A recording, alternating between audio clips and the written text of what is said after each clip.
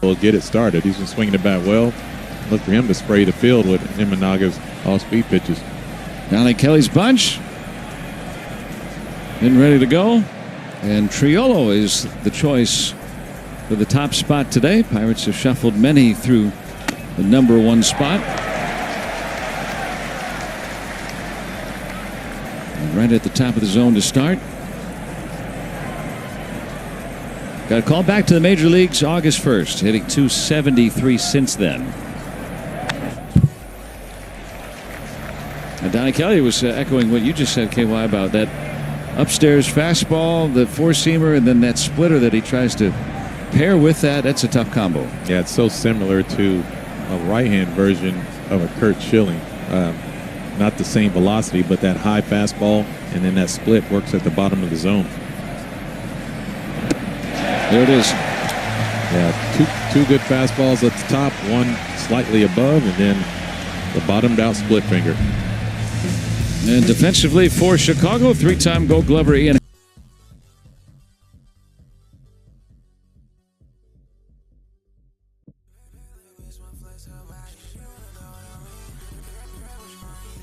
.94 today. Slight breeze. Shouldn't be a big factor. Warner gets the second out. Tommy Pham retired. Although Imanaga is a fly ball pitcher, as we saw just a moment ago, as many home runs allowed as walks. Yes, and you like to see, being a fly ball pitcher, you like to see the Pirates get the ball in the air here at Wrigley Field. The wind doesn't seem to be a factor, not blowing in today. Just slightly out to left center field. Maybe you can sneak one in that basket every once in a while with a nice line drive in the gap.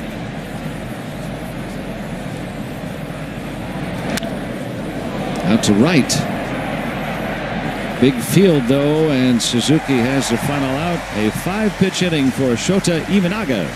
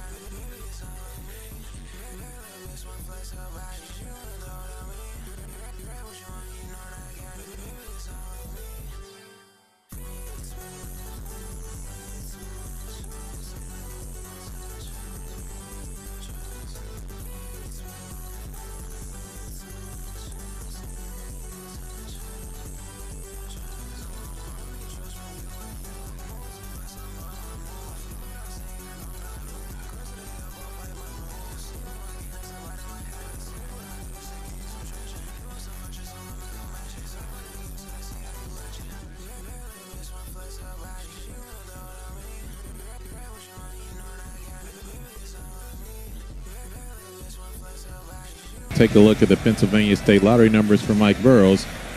What he's been able to do. A little tack with that good four-seam fastball and the changeup. Nice little slider and a curveball to mix.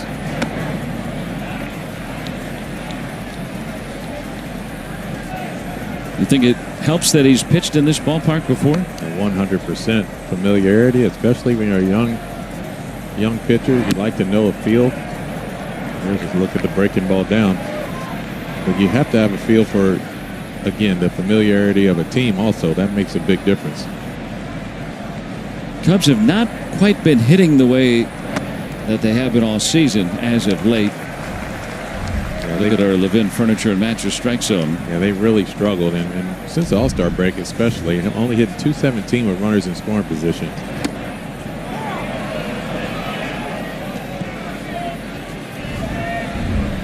Right at the knees at 96 from Burrows. Yeah, Tony Randazzo says timeout. Phil Cuzzy's the crew chief with Clint Bondrak and Brock Ballou. And Craig Counsell, the Cubs manager. Yeah, starting to sense a little bit of his frustration. Base hit to start. So Bush is on.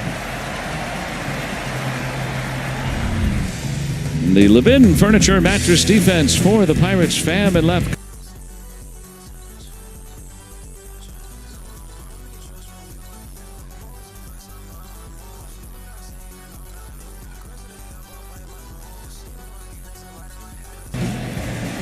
See Alexander Canario there. Former Cub. Oh, absolutely. You don't think he wants to have a good day today? Rare start for him.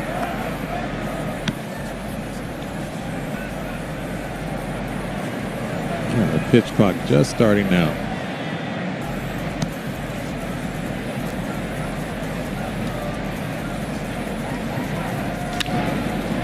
Right to first, and Peguero playing catch. Double play. You don't see it very often, that 3-6-3 double play from first baseman. Liover Peguero just getting accustomed to playing a little first base over the course of this season. Had some games down there in Indianapolis, but ball hit hard, slow your heart rate down, just make a good throw. One good throw gets another good throw. Nice job of completing a double play. What do you think of the shortstop playing first base? It's always nice to have multiple shortstops all over the field. We literally have 4 infielders that all play shortstop. That's a good point. Well, that one has a bigger glove, though. Yeah.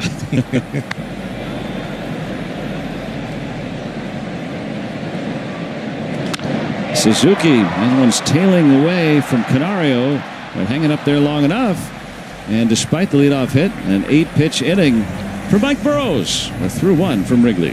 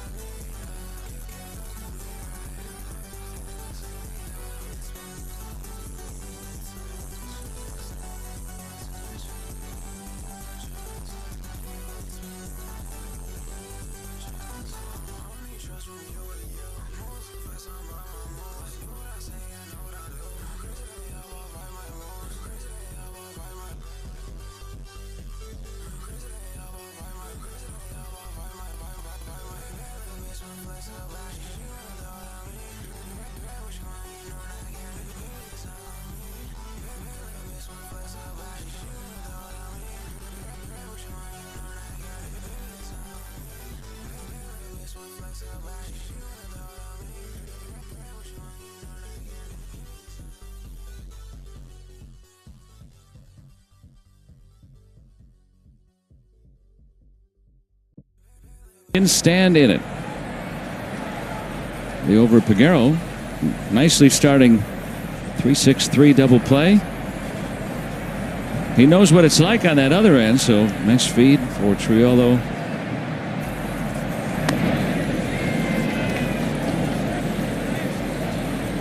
Yeah, I think Nick Gonzalez might have a long ball in him throughout the course of the day. Like a perfect day for him.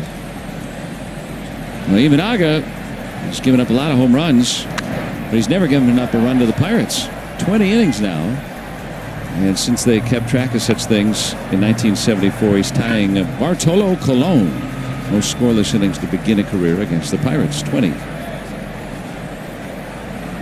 a lot of ways to pitch. You think about Colon. Back then, he was throwing 98 miles per hour. Yeah, that was the beginning of the career of Colon. Way different. I definitely remember facing him when he was with Cleveland. Oh, my goodness. It was not comfortable. Imanaga, plenty of experience. With his second year playing in Major League Baseball.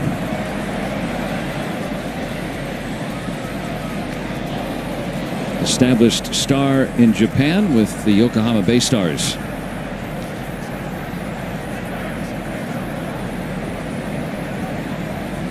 Even authored a book on pitching.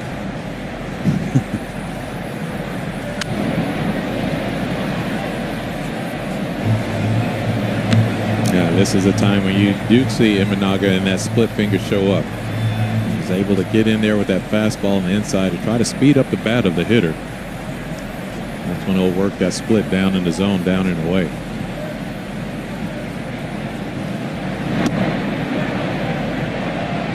On the appeal, full count to Nick Gonzalez. Already as many pitches in this at bat.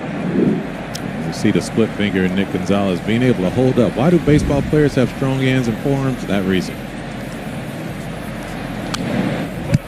Got to be able to hold up the swing every once in a while too. This will be the 8th pitch of this at bat. Pirates had 5 pitches seen in the first inning.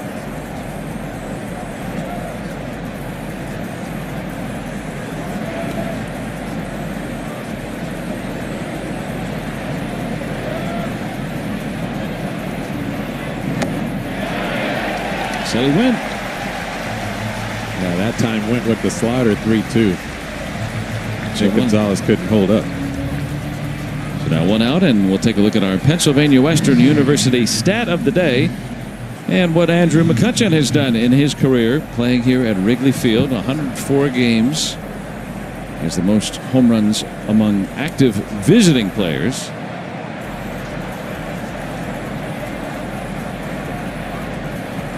This ballpark opened in 1914 to the Cubs. And the Chicago Whales of the Federal League prior to the Cubs coming here the first 2 years, a Federal League ballpark.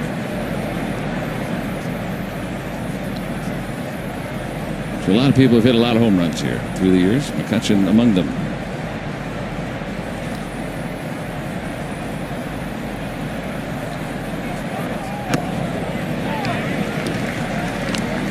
And you don't see that very often. Andrew McCutcheon with a 2-0 count, taking a fastball in the middle of the plate.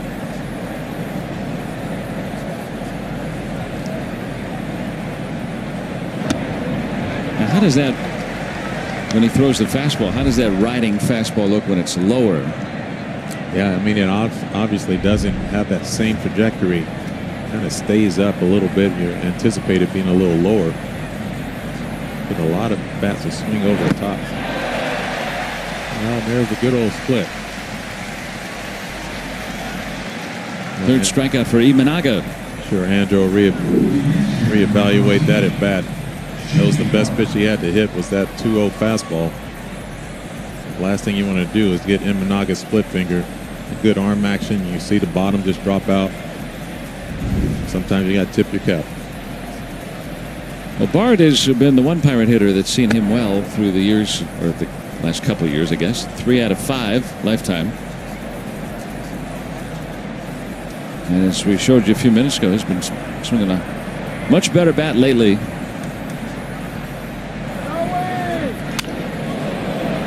At the center, Crow Armstrong has the final out. 6 up and 6 down for Imanaga.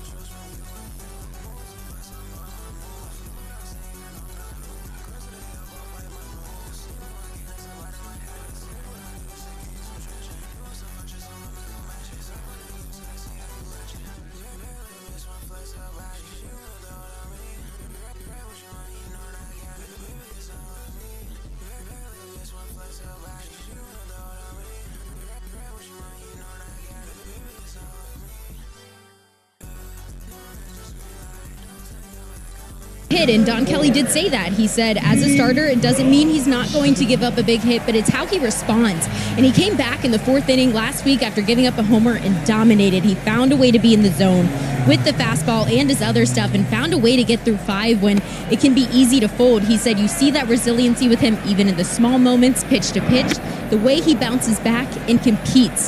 His quiet competitiveness makes him that silent assassin, that name that keeps coming up every time they mention the name, Mike Burrows, Joe. Yeah, he's got a bright future. And one of the things we were talking about yesterday that you like, you said, it's the demeanor of a lot of these young pitchers that the Pirates have, including Burrows. They have a bulldog mentality. They really do, and they attack. They have that. See that pitch, another 3 changeups in a row. But they have that mentality where they just go out and compete, literally. You see the good action on that changeup. This is the 3rd changeup in the row, to Pete Crow Armstrong. And that tell you how good it is. The good arm action, the movement of it. Wow. That time finished him off with the slider. But going back to the pitching staff itself, they have that football mentality. I mean, all of them are just really, they attack, they enjoy cheering for one another and competing amongst each other. And you love to see pitching staffs very similar to that. And so the AHN Supermode gives you a good look at that slider and the action that he had on it. Look at Pete Crow Armstrong's response to that. That's just kind of reminds you, for me, when I look back over the start of the Atlanta Braves. It's very similar where you have those type of pitching staffs that were connected. The Averys, the Glavins, those guys, obviously, with Maddox being there and Smoltz. I mean, there were some young pitchers that all kind of came together and rallied behind one veteran pitcher that was bounced around, Maddox coming from Chicago. And so you have that same type of feel with this pitching staff, what they can be. Will they live up to that? Those journeys, it'll tell you in a little bit, but they have an opportunity to be that good because they do some things extremely well. Burrows has 2 quick outs here in the 2nd. After an 8-pitch first inning. And there's the guy that everyone rallies around. I mean, Skeens quickly emerges not only as the staff ace, but maybe the best pitcher in baseball.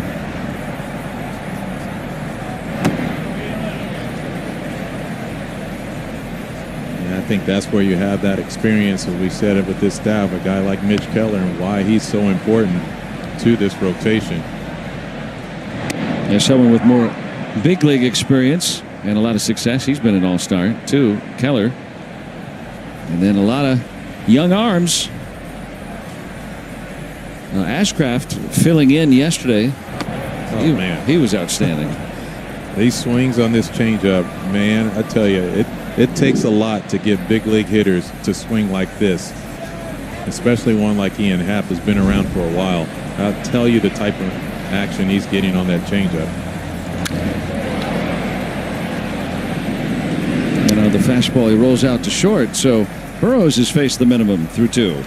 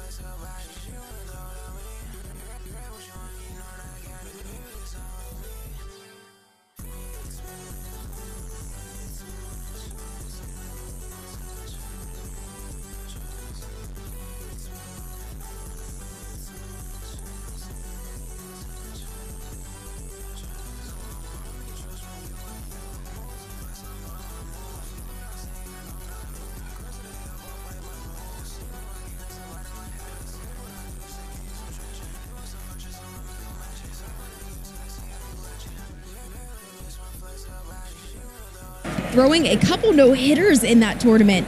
PCA said he remembers being a part of at least one of those, and Paul said, oh yeah, in that tournament we definitely threw about 3 of them in a row or something like that. He laughed and said, it was a great memory. We threw hard and we were tough to hit. PCA said it's neat to combine those memories with memories now, like the first at bat he had against Paul, where Paul beat him to the bag for an out. He said he remembers saying to Paul, you're a lot bigger than I remember. PCA joked, saying Paul moves so well for a guy who is 7 feet tall. But Joe, the two clearly have a ton of mutual respect for one another and love playing against one another now, and absolutely loved playing together back then. Well, what a great story. Thanks for unearthing that and the pictures, and especially with the Little League World Series going on right now. You see these guys about that age. Amazing to think that not only can they get to the major leagues, but just star in the major leagues. Now, you see earlier, when you're looking at Paul Skeens and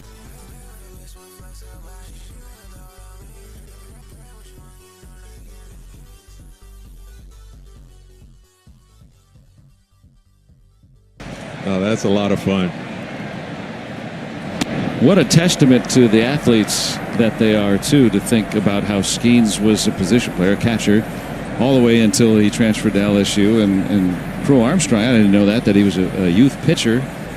Yeah, those are the fun years. I mean, these guys have managed to make baseball fun at this level, the highest level. I mean, they've just been entertainment. And you're right, Joe. I mean, you think about it with the Little League World Series going on.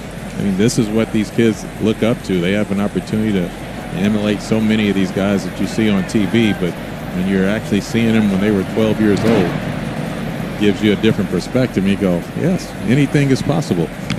So they're teammates growing up. They were teammates in the All-Star game. Can they ever be teammates again? Hannah has an angle on that. Well, Joe, Paul's trying to create more memories with PCA. He gave his official recruitment to PCA today on camera, saying if he has not gotten reached out to about the World Baseball Classic, he hopes he will soon. He said it makes a ton of sense to get him out there in center field and maybe rob a homer like Jones did in 2017. He said it would be pretty iconic. That would be good. Well, I can't wait to see what team they assemble. Well, Alexander Canario, who has not had a hit since July 7th, he hasn't played very much. Best chance for the Pirates hit so far today. That was a nice play by Dansby Swanson. You see at the AHN Super Bowl, give you a good look. Him ranging to that side and making a nice timing leaping grab.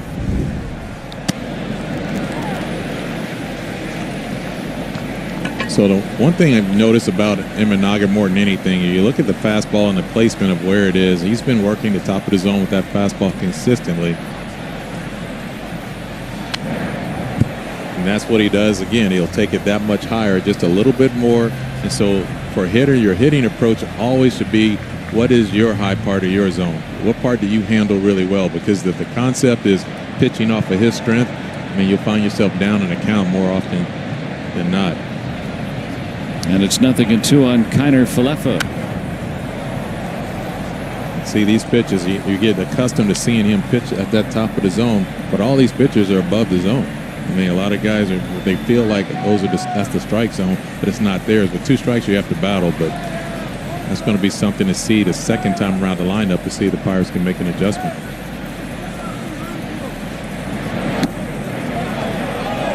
Able to lay off the slider. Imanaga with a little stare down. Home plate umpire Tony Randazzo. And it crossed through the zone, but left it.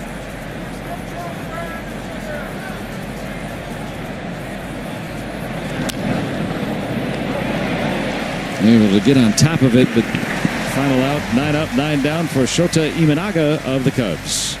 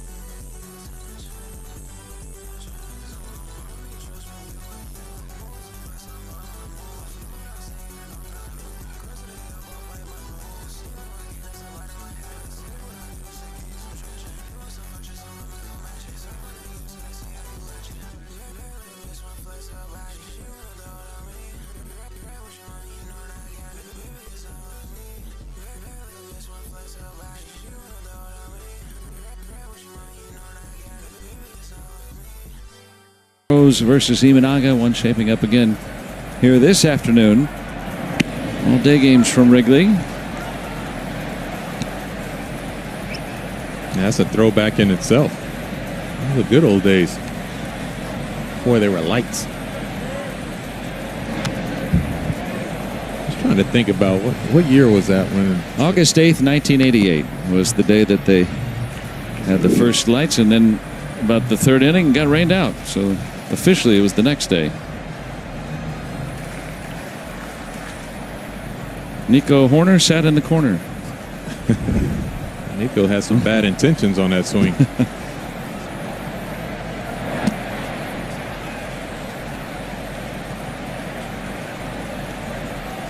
He can win like a couple years without hitting a home run. Not really a big home run hitter, but selling out, why not, early in the count.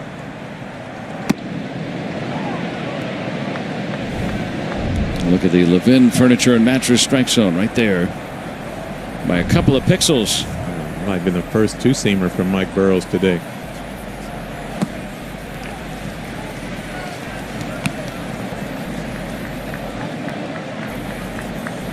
Full count on Horner.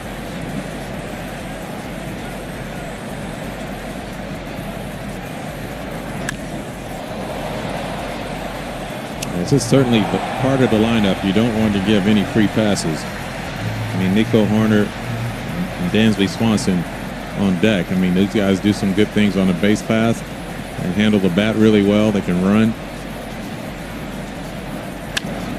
And he's going to hit his way out. That one you can learn to live with. And just try to work on not falling behind down at that bottom part of this order. And just about everything was away, and he started to look that way. Yeah, let's see, that looked like that ball ran back over the middle of the plate, but it was down to get the ground ball, but he was able to shoot it through that right side. Now, you know, he said the struggles of the Cubs. Manager Craig Counsell, this is where, you know, he looks to maybe start runners and create some offense and some motion to give some scoring opportunities. The Cubs steal a lot, and very rarely are they thrown out. Yeah, this combination, and Mike Burrows has some quick feet, controls the running game pretty good. Joey Bart has to make sure that he's on top of his game as well, though.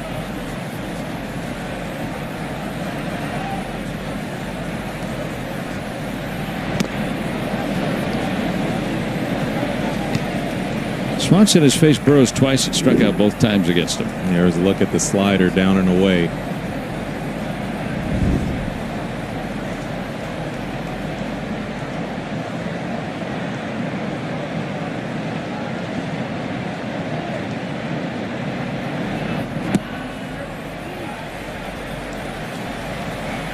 Able to lay off that one, 1-2.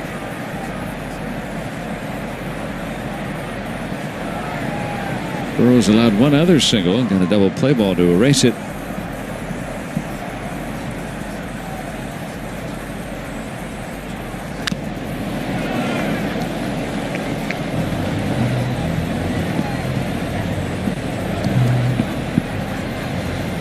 Third year with the Cubs for Swanson, and in that time he's really hit the Pirates well. An OPS just under 1,000, more than an RBI a game.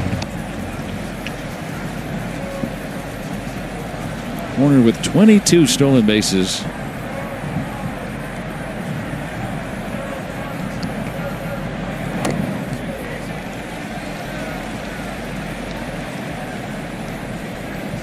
Yeah, that's a big pitch early in the game here. This 2-2 count.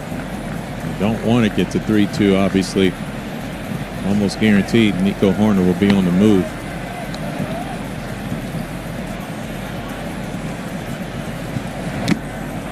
Comes back to strike him out.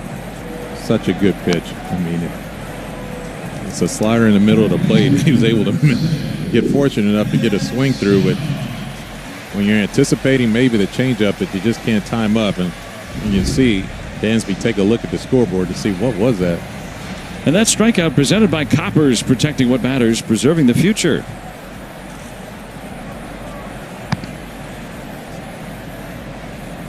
One out for Matt Shaw. He was the Cubs' first-round pick 2 years ago out of the University of Maryland. Now, we've seen this a couple times. Matt Shaw had it at bat yesterday as well. Super aggressive on balls well off the plate. Fastball well off the plate inside. Let's see if they utilize that. Just keep going back to it. And he does. They go around the horn. Second double play. Turned behind Mike Burrows today. Scoreless through 3 at Wrigley.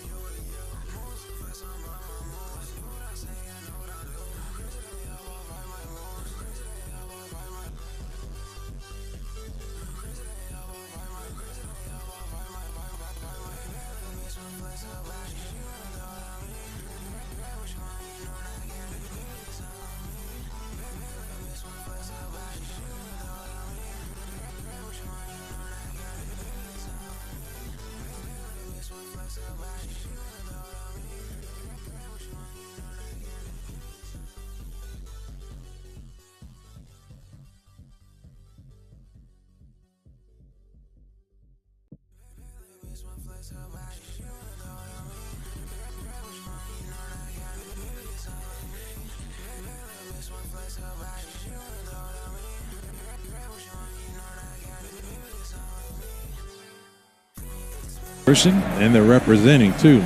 Best jersey in baseball.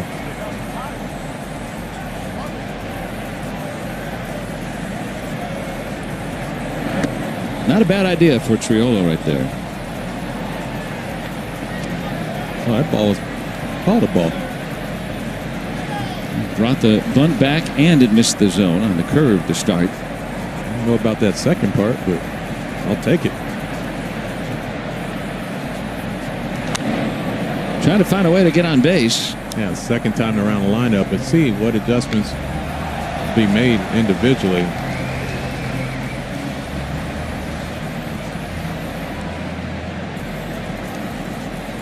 Last time the Pirates faced Imanaga here, he pitched 7 no-hit innings.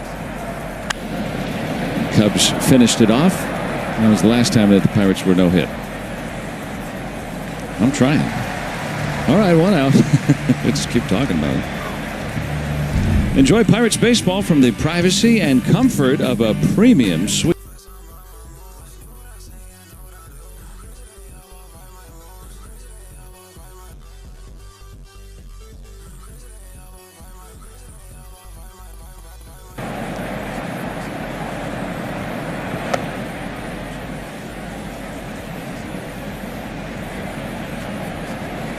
Very little in the air today for the Pirates against a fly ball pitcher in Imanaga.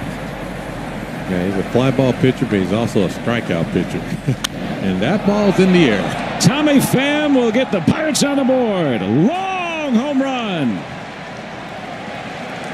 1-0 Pirates. That might have gotten out onto Waveland. Yes, I believe so. That ball was a complete missile. Tommy Pham has just been unbelievable the last 2 months. Just hard contact after hard contact. You can see him pumped up. Boy, he is bringing the thunder as of late. 428 feet, 110 exit velo. That'll get you visiting some streets. Tommy Pham did exactly that. What a jolt. And the Pirates will take the lead. Listen to this, man. This is gotta love that soundtrack. Can't beat the fans that way.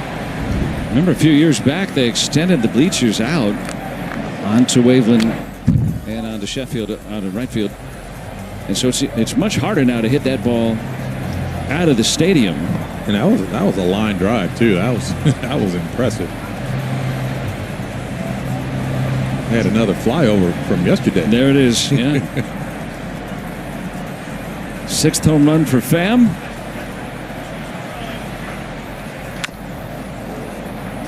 Pirates have the lead, and for the first time they score off Imanaga. So that scoreless streak ends after 22 innings. Yeah, that is a missile. Like, you have those no doubter. That's a no doubter. Yeah, I think I may watch that one myself. Watch and admire what Tommy Pham just did.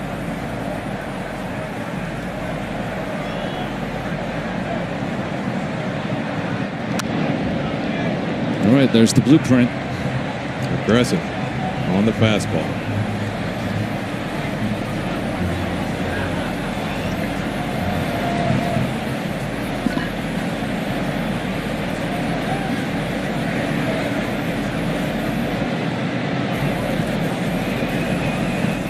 Ooh. Hard hit. But Horner get the foul out. Pirates grab the lead. Tommy Pham.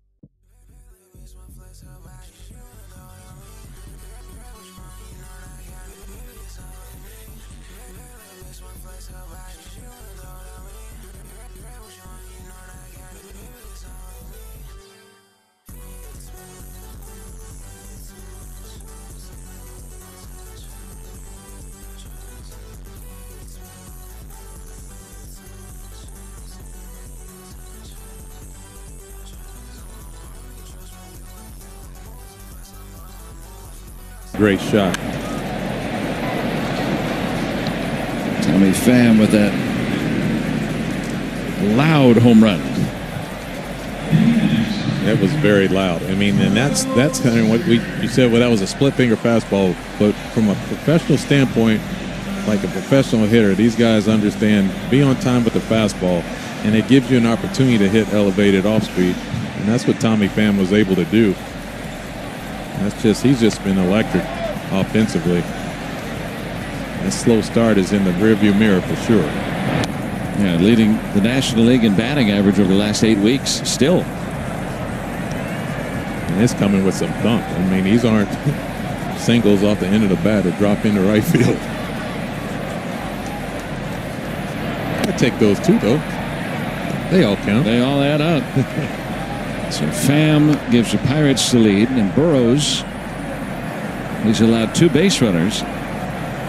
And like Kyle Tucker did in the first inning and Matt Shaw did last inning, he's gotten a couple of double play balls behind him. Yeah, they've come in handy as Mike Burrows turned around and noticed that his back and had that dark gray look to it. It's so humid out here today. Keep that pitch count down. It'll help. Roller past 2. Tucker's on here with 1 out. Coming up next weekend, August 22nd, the Rockies are in town and arrive early for a pregame celebration to honor the 20.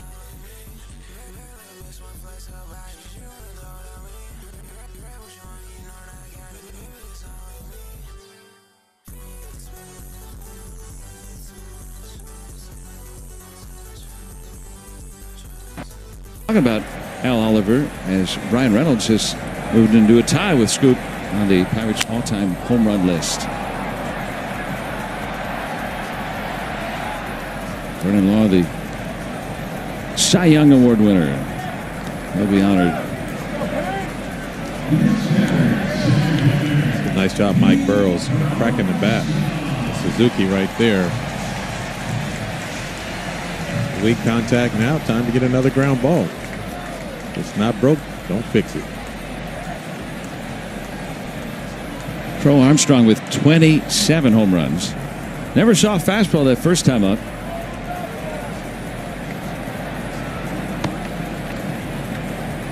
He had been mired in a deep slump yesterday, 3 for 3, with his first run batted in of the month. He had only had 3 hits the entire month prior to the game yesterday. Just so hard to believe with the speed that he has. That's what happens. You fall into it, and all of a sudden you're hitting the ball deep for home runs. And you forget to use that other tool that you have. Lay down a bunt every once in a while just to keep you in there a little bit. Bring the infield in.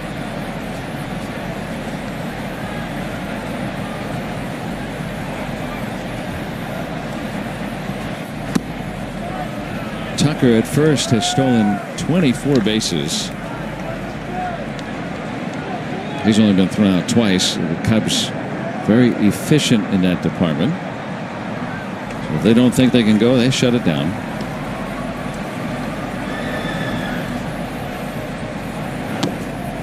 Which is so interesting, obviously, just having that series against Milwaukee. Well, they're total contrast. I mean, Milwaukee, they pick their time to go and they go. They're not concerned about whether or not, they just have conviction in when they go. It's the right time to go. How about the Brewers yesterday? They were down 7 runs in Cincinnati, and they came back to beat them for their 13th consecutive win. That's when you're hot. That is literally the hottest team in Major League Baseball. Probably the hottest team we've seen in a long time in the last few years. Well, 2-out walk here. I think the 22 Guardians, what was that, a 22-game winning streak?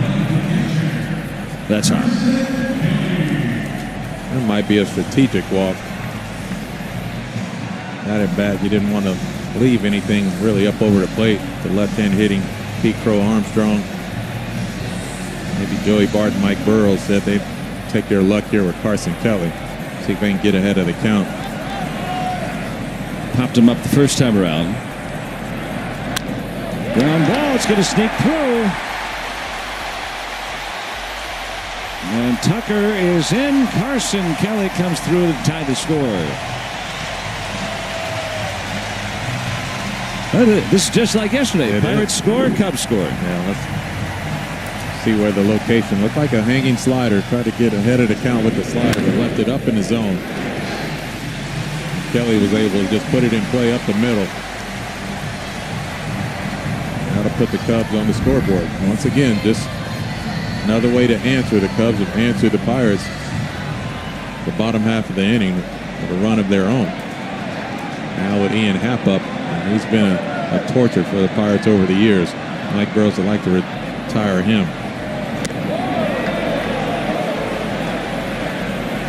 Well, one of the things Burrows has talked about is being able to slow the game down. We saw that in the first few innings, doing just fine, but now a little bit of a pickle. Game's tied up. 2 on.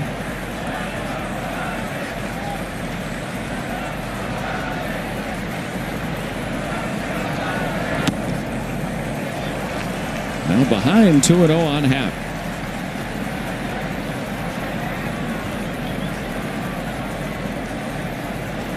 Got him to ground out to short his only time.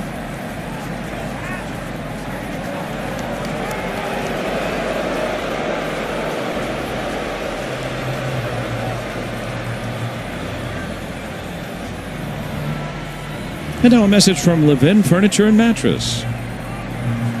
Nobody sells Lazy Boy for less. Levin.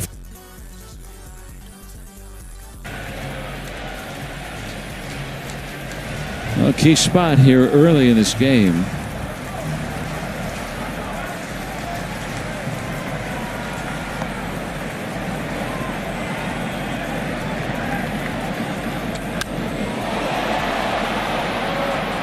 Yeah, we showed Mike Burrow's last start against the Reds. He only gave up those 3 hits. Unfortunately, one of them was a 3-run homer.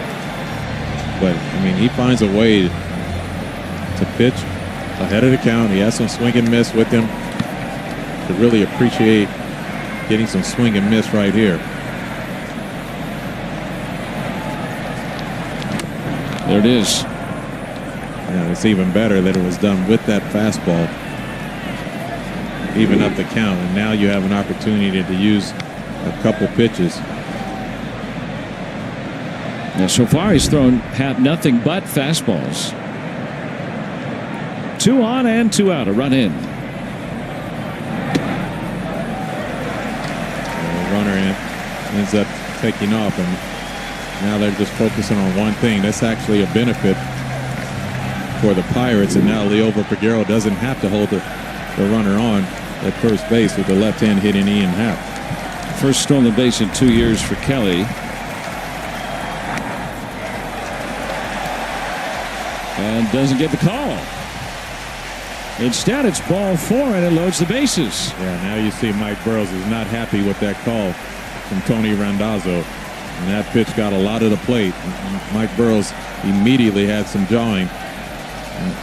Now that's going to get a good trip to the mound just to calm everything back down. But that was a good pitch. You can't ask for a better 3-2 pitch. And look at this changeup.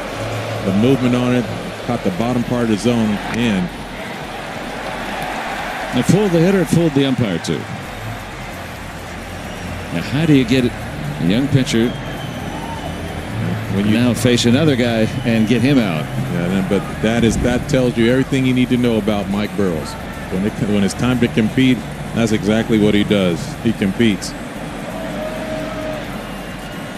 Well, the last 3 have reached all after 2 are out. And now he's going to face Nico Horner, who had a base hit last inning and is 3 for 3 in his career against Burrows. All singles. Yeah, it was a good trip to the mound by Oscar, though. Obviously, we share so often emotions and adrenaline and how they affect any sport, but especially as a pitcher. And you have control over that ball. Get you to calm down for a little bit, reset, and see if you can execute this at bat. Horner hitting .378 with runners in scoring position. Among the best in baseball.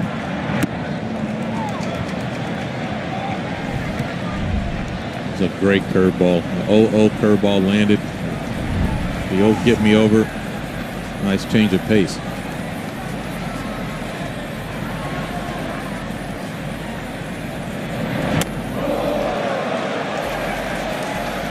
Well, nowhere to put him.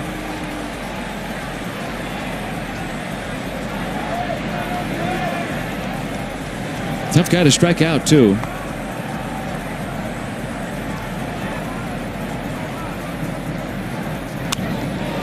Gets him to pop it up.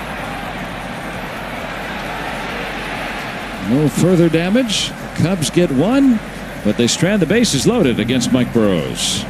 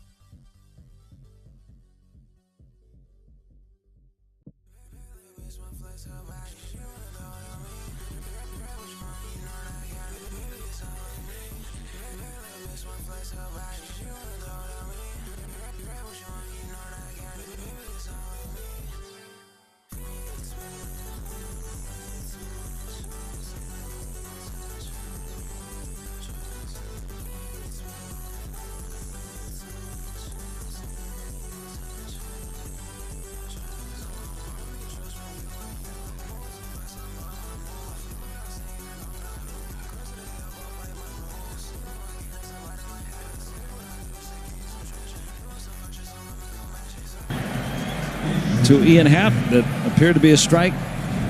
You got to love that. And obviously, if you're the pitcher or the rest of those other poor starting pitchers that are leaning against that banister, they actually appreciate that too, because they're witnessing the same thing. A manager that's going to bat literally for you.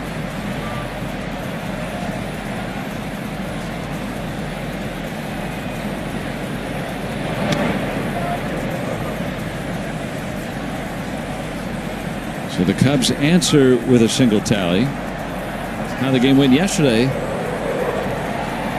Pirates got a run, Cubs got a run in 2 separate innings, and then Sawinski's home run put the Pirates ahead for good.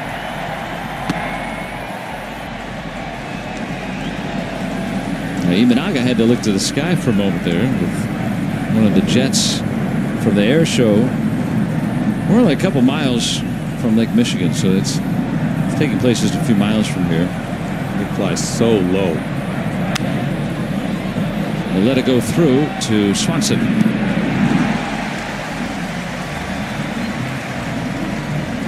Look at the tight formation too. That's mesmerizing. They're overlapping. Yeah, so this is such a beautiful shot.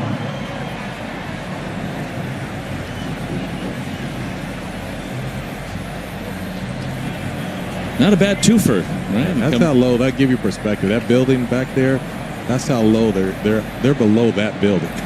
So that'll give you an idea. When they come through here, that's what we're looking at. Yeah, they were warming up yesterday. They came through at the 7th inning stretch, just above the roof and the lights here.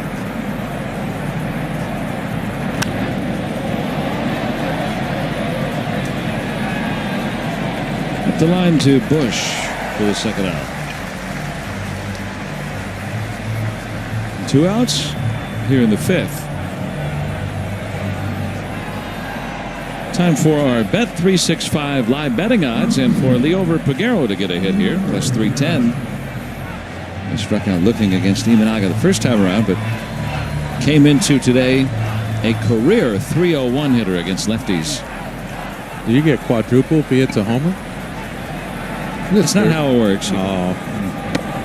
Got to specify that before. It's like, I made it, but you didn't call glass. Oh.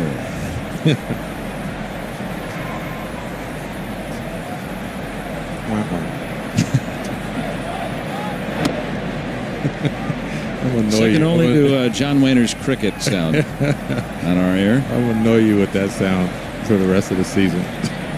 That doesn't annoy me. I got kids at home. They know how to get under my skin.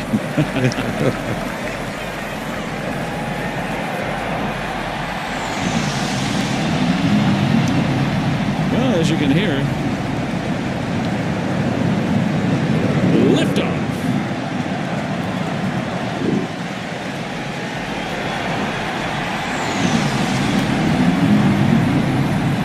The sound of that trailed, and then Peguero ducked, and he does so again. That's the most deafening strikeout looking you'll ever see or hear.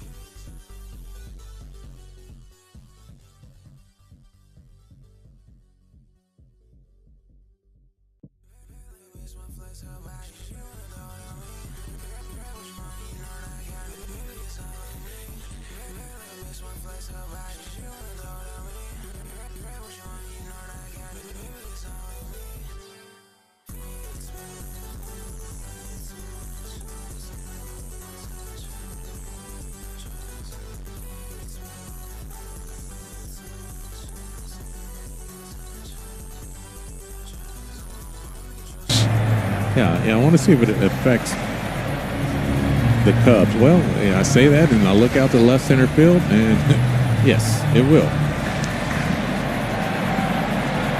Here they come.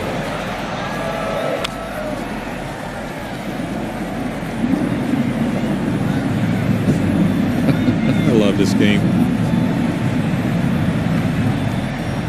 This is all going on just a few miles from here, and of course, part of the flight pattern is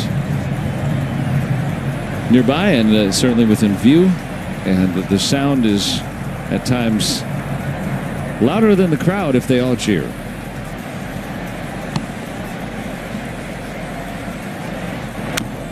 I think the biggest thing that is as of concern is the pigeons, because now with all the air traffic as low as it is, the pigeons are flying lower. So every pigeon that flies across our eyesight, we think it's an airplane.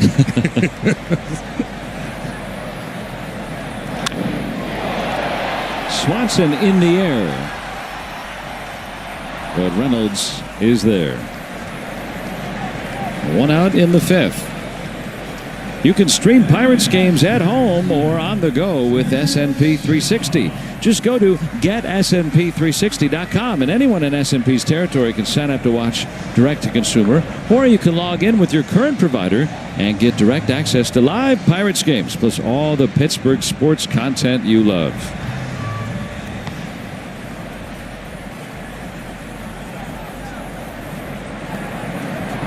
Oh my. Came boring in on Matt Shaw. There it is, that inside fastball. It doesn't take long to figure it out. Once you have a guy so aggressive, you just keep going back in there over and over again. Let him get himself out or get down in the count. That was a nasty sinker. I mean, but he's been like this even yesterday. We saw him come in the game. He's aggressive off the plate in. Another nice job by Joey Bart and Mike Burrows. Well, you don't need to throw a strike. Why should you? The only hitter in the National League with a better OPS since the All-Star break is Shohei Ohtani than Matt Shaw. Well, it's not going to stay that way if he continues swinging at pitches like this.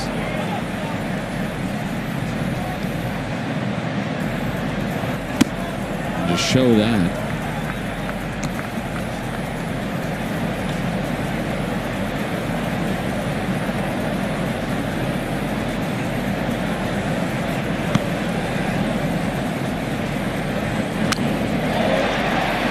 Little flare.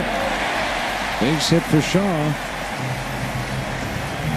So those are the ones that get you frustrated just a little bit. I mean, you got a guy that's swinging at fastballs off the plate, well off the plate in, and then you try to go away with an off-speed pitch, a curveball, to a guy who's swinging a good bat. I mean, go back with the fastball in. Yeah, I thought they threw that away just to set that back up again. Go back inside, yeah. I was with you on that. He's gotten a couple of ground ball double plays already today, as Burrows.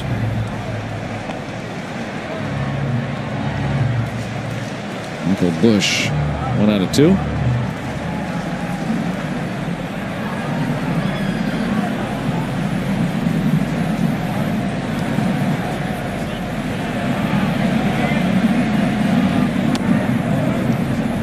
That's a really good four-seam fastball at the top of the zone by Mike Burrows.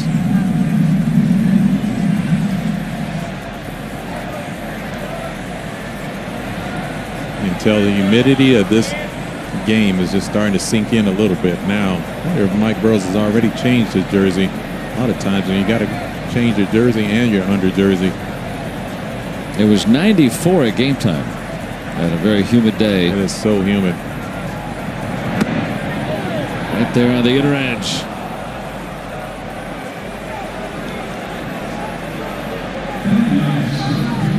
Oh, that is some kind of good. There it is. That's the pitch. Little change up and runs back over the inside part of the plate. That's probably one of the closest pitches I've seen to have the action of, say, a Greg Maddux. I mean, that type of movement. Front door change up, catches the inside corner. Sometimes you see a guy can throw a two-seam fastball like that, but then it's the same action, but then it's less velocity. So, I mean, what a dangerous pitch, isn't it? It really is. I mean, but it is his go-to. I mean, he can throw it at either side of the plate to righties and lefties. That's really good. And that was the pitch that Happ walked on. Pitch timer violation. Yeah, these Cubs fans are looking for something to cheer about. Burrows runs out of time, assessed the ball. 1-1 now on Tucker.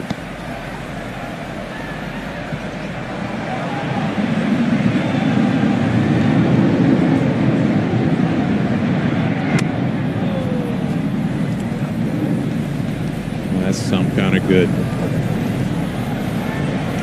You know, they always tell you keep the changeup down. Not when you have a changeup like Mike Burrows. They can throw it wherever he wants. They can throw it up. They can throw it down, in and out. All the swings look very similar to that. Oh, wow. And he strikes out Bush. He strikes out Tucker. And the Cubs strand a man in the fifth.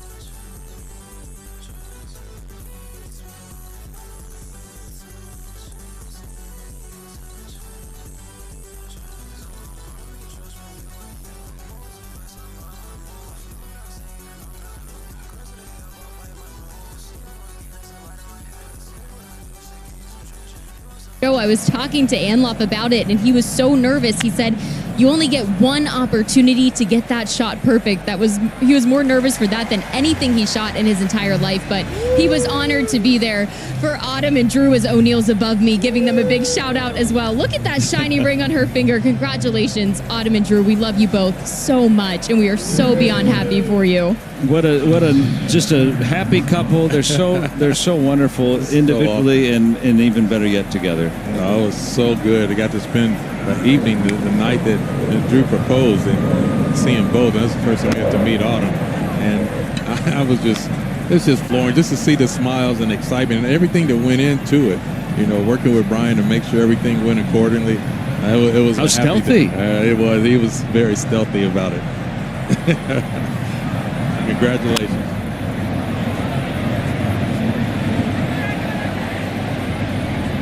And there's the second out. Yeah, a lot of those video packages that you see. Oh man, Drew how is good are they? Yeah, Drew's responsible for those. He's an even better person. And we've gotten to know Autumn through the years too, and very much the same. So good. They're going to be happy forever. So, and we're happy for them. And Hannah sharing the news with everybody.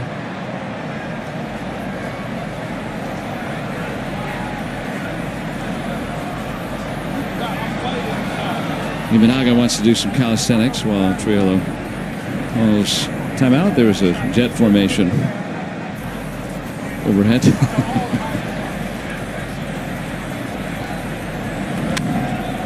Get up. Happ was playing him deep. Not that deep, though. Into the ivy for Triolo. 2 out, 2 bagger. That's the type of 2-out hit with the empty bases you want to see. Hard contact, extra base hit. Get yourself in scoring position. Jared Triolo looking for a fastball and gets it right down the middle. That's a really good swing and a good look. Jared Triolo continues to light it up a little bit since the All-Star break. I talked to him before the game. I said, why are you hitting better? And he said, I'm just trying to swing at better pitches. Keep it simple? Yeah, keep it simple. Don't need to work counts if they're throwing me a good pitch early in the count or early in the at-bat. And that's a case in point right there.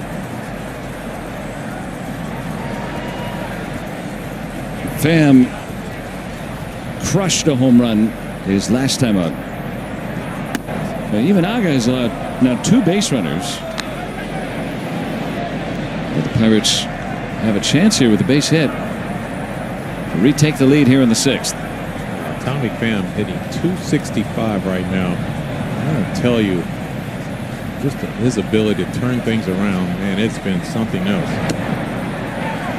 He's needed the right contact lenses. He's had an eye condition that was diagnosed during his minor league days, and goes to play winter ball to try to get a prescription he thinks is going to be right. His eyes are always changing, and I thought he had the right one coming into the season and had to keep tinkering with it until finally got one. And boy, he has come on to lead the National League in batting average since June 22nd.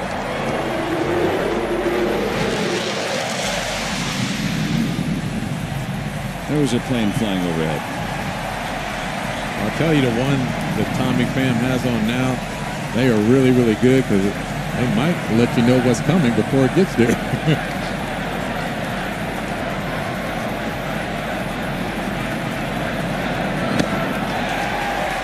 Full count.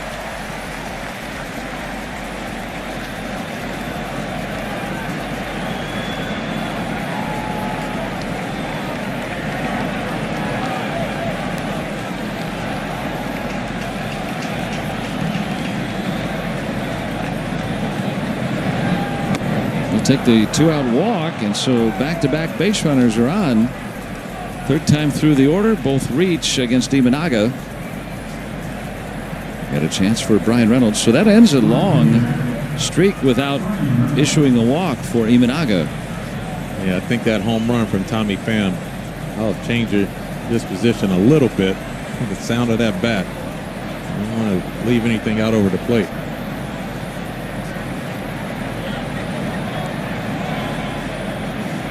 Token lob over. Imanaga had gone 119 batters without allowing a walk.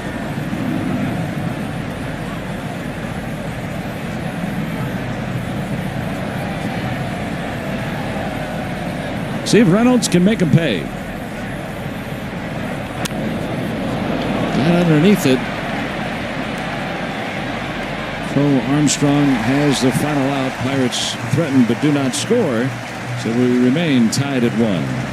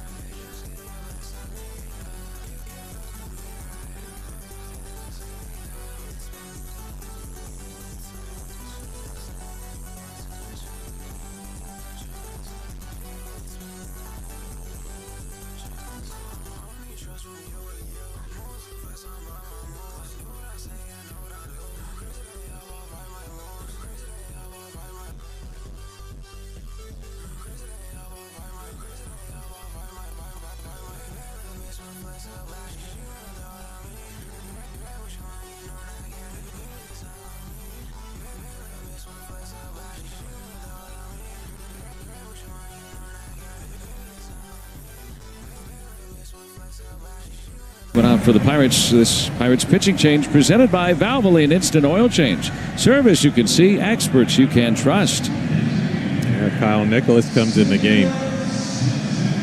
He'll give a little bit of what the Cubs just got through looking at. A really good fastball. He can spin it well. Seiya Suzuki leads off.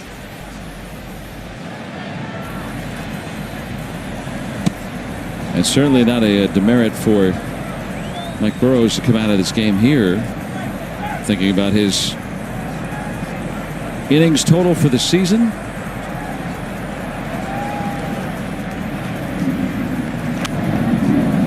Oh, man. Get rid of Mike Burrows and his changeup, and then you come in and face Kyle Nicholas with a 100-mile-per-hour fastball from the inside third.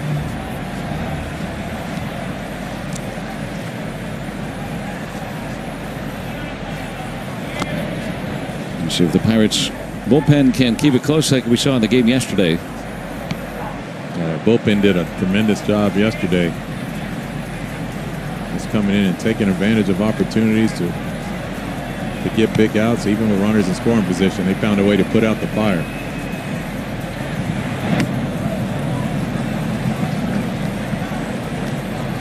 And that was not the case over the last couple of weeks.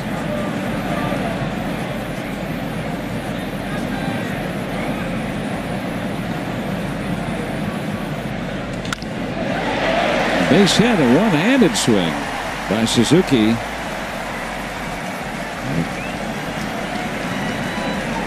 So he's on to start the 6th. Let's take a look at our Toyota driving force, Mike Burrows.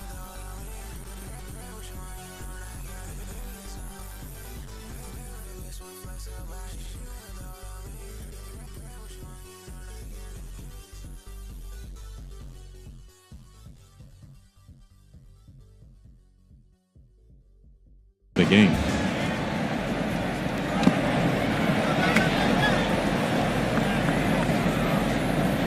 And ball one to Pete Crow Armstrong after Suzuki reaches.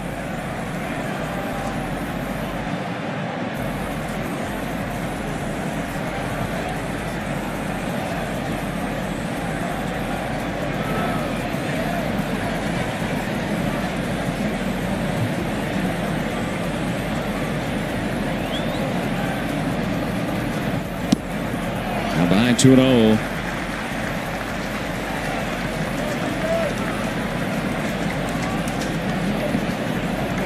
Nicholas, that great arm, sometimes has trouble with the walks. Yes, this is the one place that you can't have walks here at Wrigley Field. It is a hitter's ballpark. Or hit by pitches. Yeah, the same thing. 2 on and nobody out. And Bart will confer here. So will Oscar Marine. Let's see a look here. That little slider. It just catches the thigh. That right thigh to front leg. You see Pete Crow Armstrong pointing at it immediately. Billy Bart was still able to catch the ball, so you know it just grazed just that pants leg just enough. And again, why remove Burrows at this stage? He's pitched more innings this year than he ever has in his life, and so the Pirates are managing those innings here down the stretch. And that's why it's so important to have a bullpen that you can rely on, and obviously one big part of that is coming in and throwing strikes. And right now, Kyle Nicholas finds himself in a little jam after that hit by pitch. Now first and second with nobody out.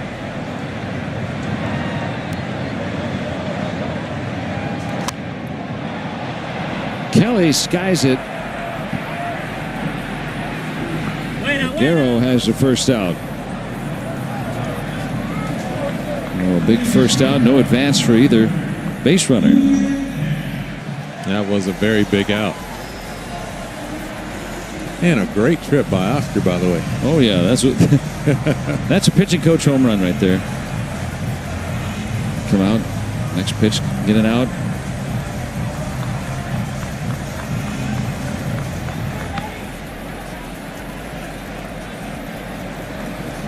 Ian Happ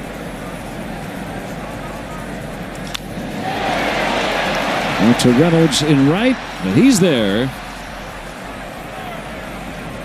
So right after the mound chat, 2 pitches later, 2 outs.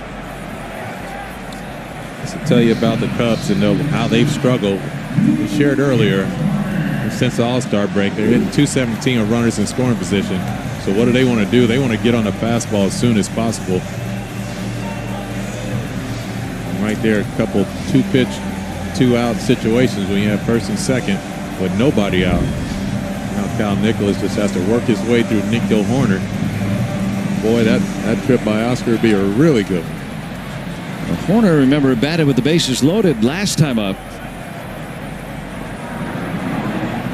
Burrow's got him to pop out. He almost popped out of his shoes. Came into today hitting .378 with runners in scoring position. Yeah, that was Groundhog Day on that swing. It looked very similar. That time he was able to stick the landing. Fell down that first time.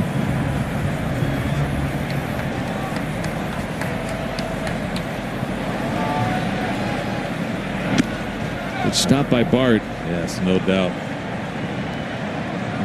Catchers don't have a lot of time. When you have big arms like this these days. This was a curveball. Joey Bart's able to get that glove over there. 1-1 on Nico Horner.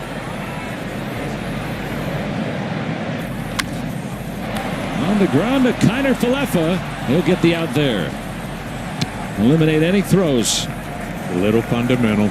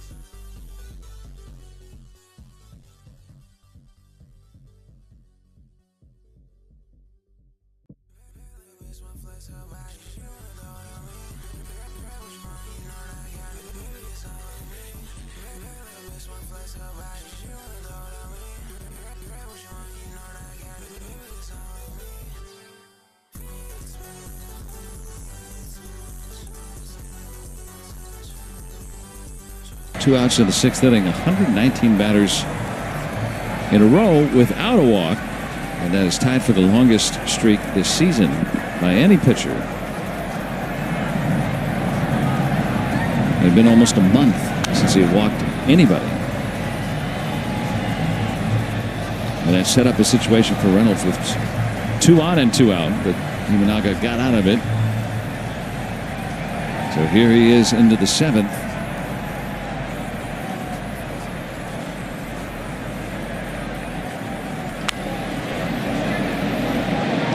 There's Shaw on the run. You look at Imanaga's pitch count, and Craig Counsell has a lot of options here in late innings. 15's the most. So if he wants to stick with him, he might. There's something to be said about not walking individuals. Those free passes, they add up that pitch count, but when you're able to continue to attack the zone, get some swing and miss and some weak contact like Imanaga does, he can stay in there for a little bit. Well, one of the things I've heard you talk about before is a good way to limit strikeouts is not getting to 2 strikes. We have seen the Pirates, especially that second and third time through the order, not getting to 2 strikes. Yeah, being really aggressive early in the count. That definitely helps. Good field by the plate umpire. He's saying, I'm calling the timeout. Complete anticipation of that right there. After yesterday, I think everybody's a little gun-shy.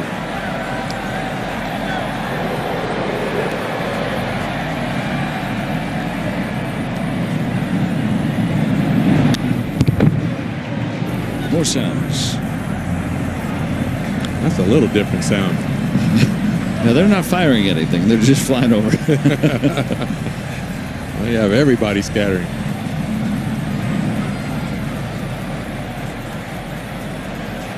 Two strikes on McCutchen.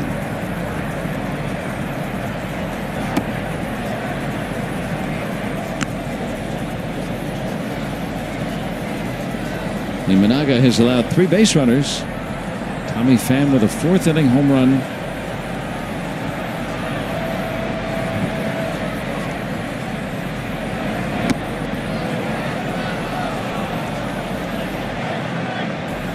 Now 2-2.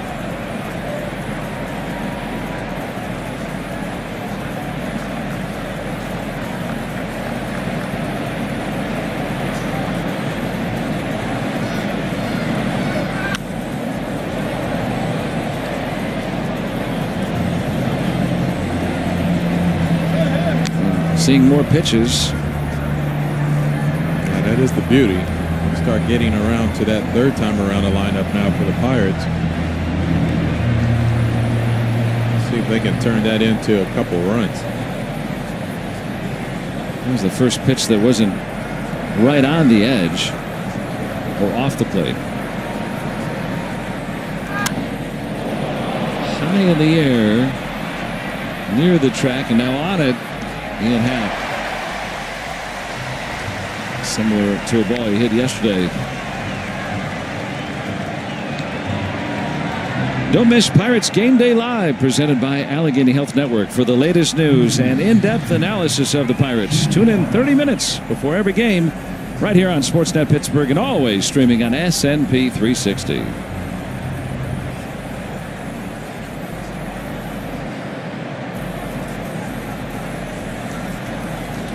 Joey Bart 0 for 2 today.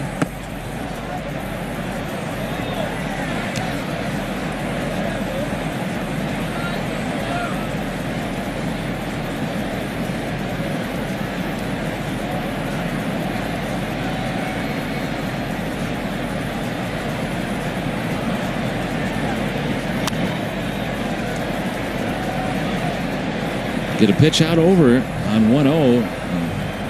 Foul it back. Is that some of the result of that split finger pitch and hitters seeing certain things? I hope not. I just hope it's just a pitch that you just happen to miss, because I like to think with 2 outs in a tie ball game, Joey Bart is looking dead red for a fastball, so he can change the scoreboard.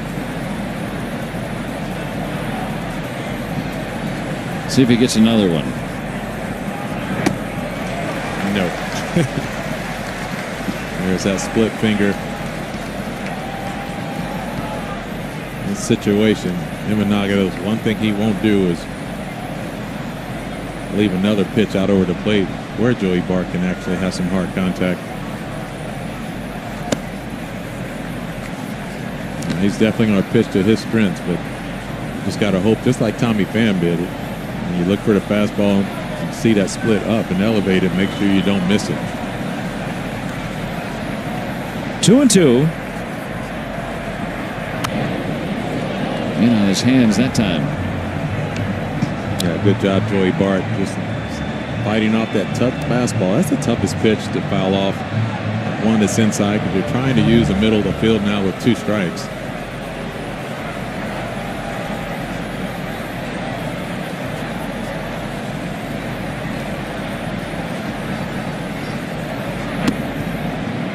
Full count. Really good take on the split finger. This is where Imanaga has been going with that slider. More of a back foot slider.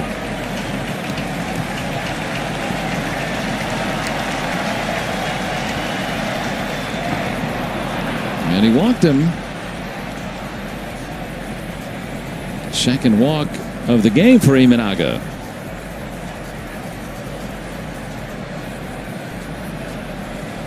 Has walked 2 in a game since April. You have to think a lot of this humidity we shared earlier may be affecting Imanaga. He's been in this game since the beginning, obviously, and getting late into the game. The humidity starts taking its toll. Hard hit and fair. Leover Peguero hits so sharply. Bart can barely get to third, and Peguero with a single that time. Nicely played in left by Happ. So happy that Ian Happ went to second base on that play. That ball kicked off that brick down the left field line, went right to Ian Happ. He would have had a shot at Joey Bart. Look how hard this ball's hit by Leover Peguero. Watch how hard it kicks off. Ian Happ gets the ball. If he comes up throwing to third base, Joey Bart may be out. He got a good jump. Joey Bart was doing everything possible.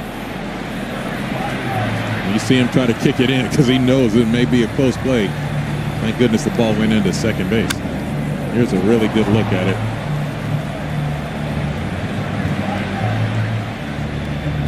Yeah, he might have been out. You're right. I didn't think of that. Just hit almost 104 off the bat of Peguero.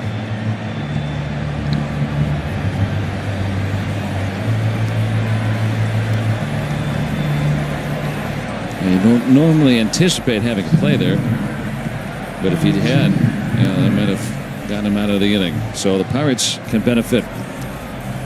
Need a 2-out hit. And I'll tell you what, other than Tommy Pham, that home run, the guy that might be having the best of bats today is this guy. Well, let's finish him off. The ex-Cub, again, who has not had a hit since July the 7th. Part-time action. Wouldn't it be something? Yesterday it was Sawinski, Chicago born and raised, being able to put the Pirates ahead for good in the late innings. How about a guy who had played for the Cubs and has been on the Pirates, barely plays for them, and could come through with his first hit in more than a month.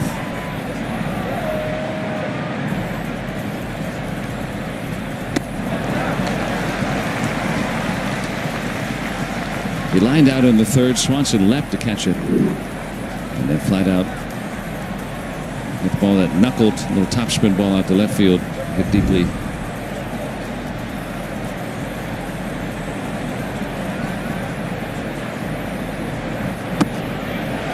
That was the pitch. Yeah, a couple back-to-back off-speed pitches. First one was a splitter. Second one was a slider that was elevated up in the zone.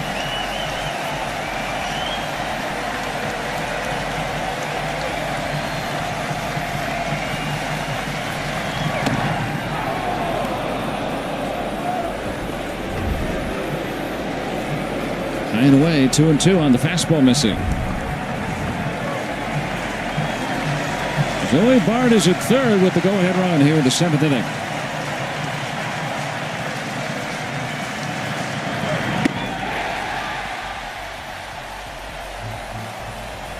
Shota Imanaga through 7.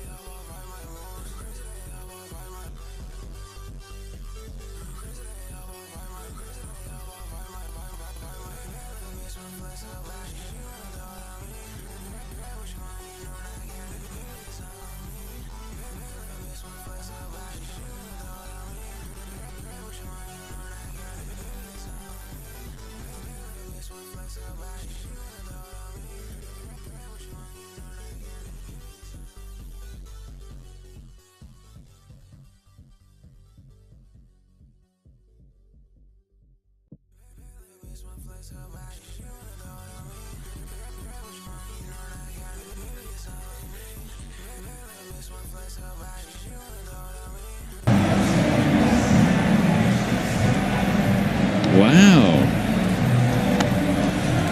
There's a one-of-a-kind Paul Skeens rookie card.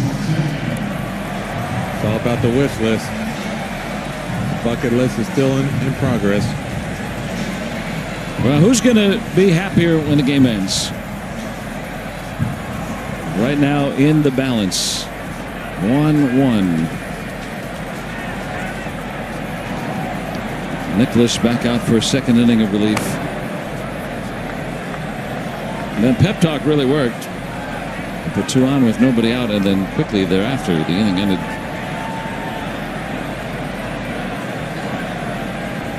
And Dansby Swanson went to opposite field with some good contact his last at bat.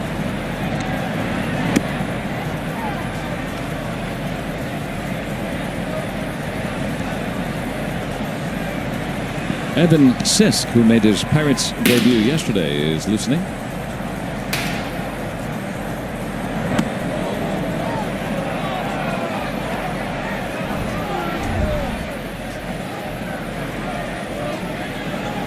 Yeah, the Cubs are definitely frustrated offensively. They just doesn't seem like anything's going their way. They're not getting the calls that they want. See manager Craig Counsell just hoping to get anything going with this offense. The Cubs were in first place at the All-Star break. They're 9 games back. They're still in postseason position, however. When would you rather peak, like the Brewers now, or right going into the postseason? Not that the Cubs can control that per se.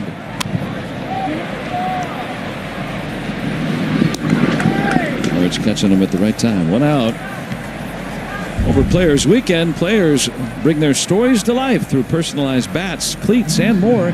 And you can bring a piece of the action home by entering the Players Weekend sweepstakes for a chance to win a one-of-a-kind replica bat. No purchase necessary. Scan the QR code or visit MLB.com/Players Weekend sweepstakes. Yeah, take a look at Nick Gonzalez's cleats. Putting them to use. Oh, flip right there. Get him in. Yes, a little slippage. You see him look back. Say, what was that? You're talking about how this playing surface, the dirt, gets a little slick. Yeah, it does. The games. Yeah, as it gets later in the game, the turf is a little different. You see those? Oh, there's a little drop step there. Right there. That back foot on the grass. And try to slam on your brakes, and all of a sudden, hey, what is that? Repair your divots.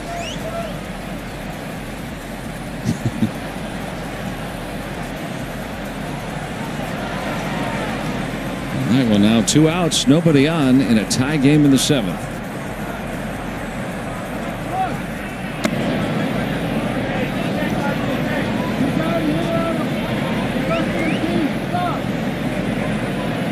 Michael Busch, a base hit back in the 1st inning. Cubs got their run in the bottom of the 4th. Carson Kelly had a run-scoring single after 2 men were out. The only run that Burroughs gave up in his 5 innings.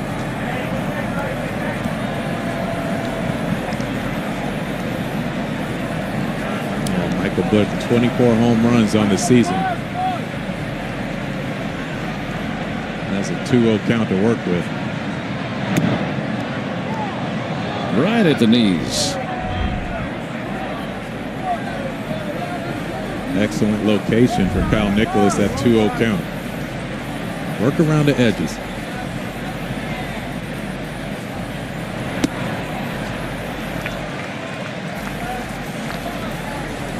Three balls and a strike. Burroughs, one of the top hitters in baseball slugging-wise against righties.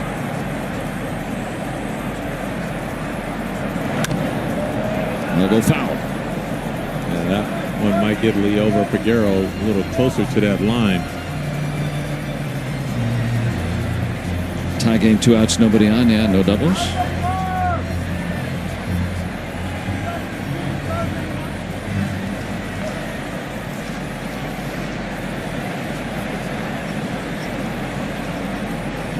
Full count. And comes back to strike him out. So Kyle Nicholas, 2 scoreless innings of relief for the Pirates.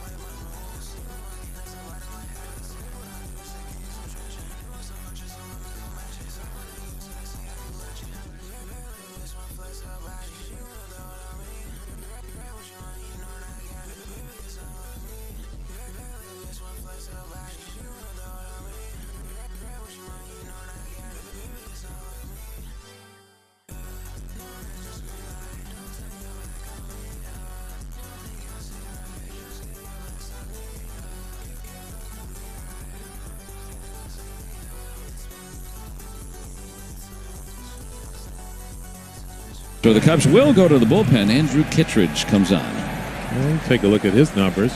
Pulls an average 228. Number 9 hitter Isaiah Kiner-Falefa will lead off.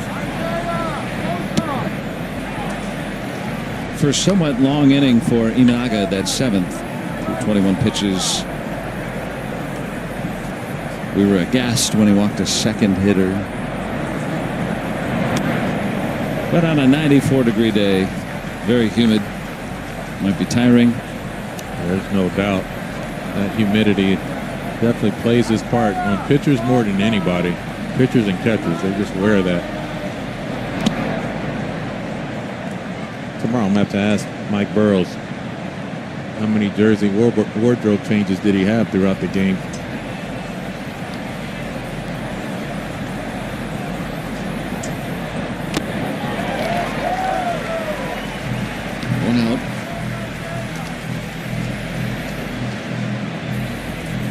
And let's check out the T-Mobile coverage cam. Shota Imanaga.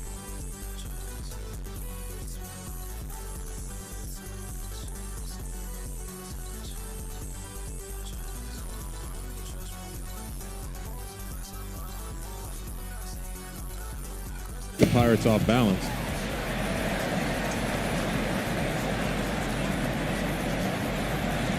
So now up to the Cubs bullpen to trying to keep this tied. Neither starter will factor in the decision today. Burrows went the first 5 for the Pirates.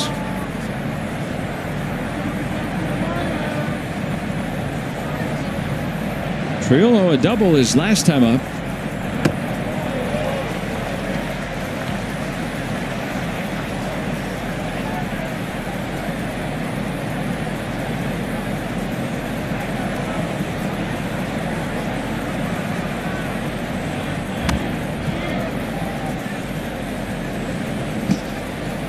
That 91-mile-per-hour slider from Kittredge. Start of the year with the Orioles, traded at the deadline to the Cubs.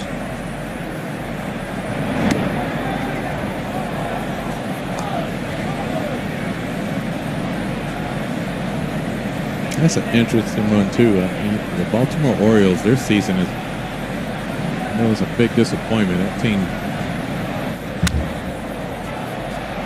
just over Horner.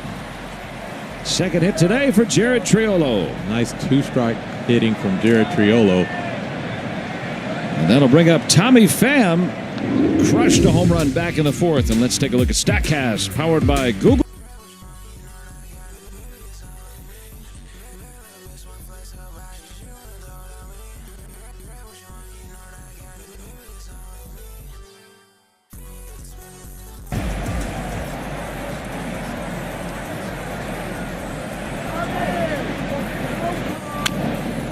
Here, a bouncer to Shaw. Thought about second. Oh, man.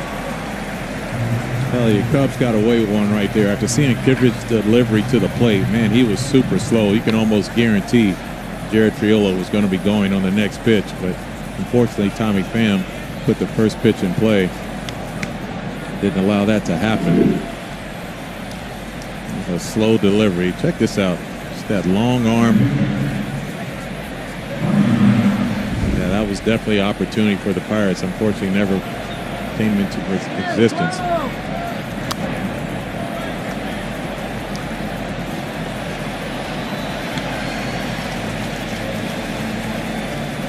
See if Brian Reynolds can pick up his 62nd RBI. That would be nice. The way Jared Triolo runs the bases, I like to think any base hit in the outfield, he's going to be strong.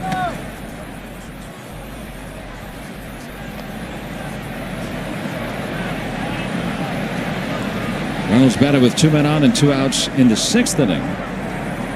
Chance to put the Pirates ahead here in the 8th inning. Triolo trying to steal third and gets in easily. That's it. That's slow. Even though Kittredge, you look so many times to see the leg kick, but it's not the leg kick. It keeps his feet low to the ground, but look how long it takes him to deliver that ball. And with the speed of Brian Reynolds getting down the line from that left side, an infield hit can be in order. That stolen base may play a part. Yeah, if you're going to steal third with 2 outs, right, it's got to be an easy one like that. And it was. It's only the 5th one against Kittredge this year. It might be just particularly slow today. Pirates were all over it.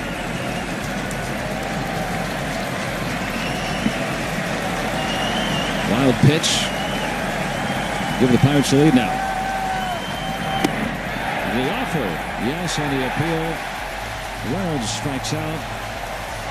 And that go-ahead run stranded at third.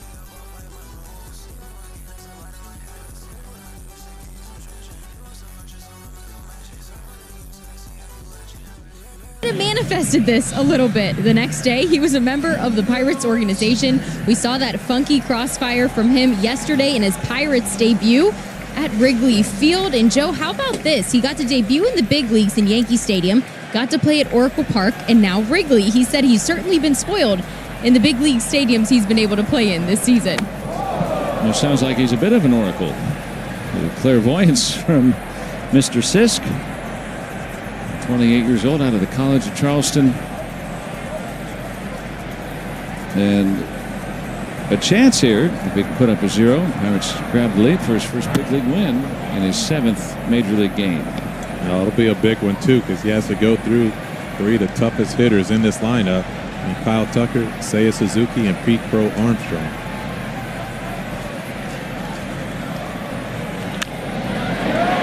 Just sneaks through. Perfect spot for Tucker.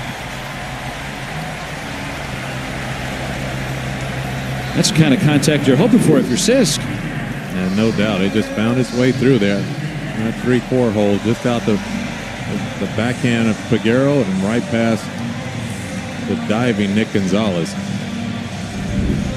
Now Kyle Tucker runs well. Now you'll have to see if Sisk can also control the running game here.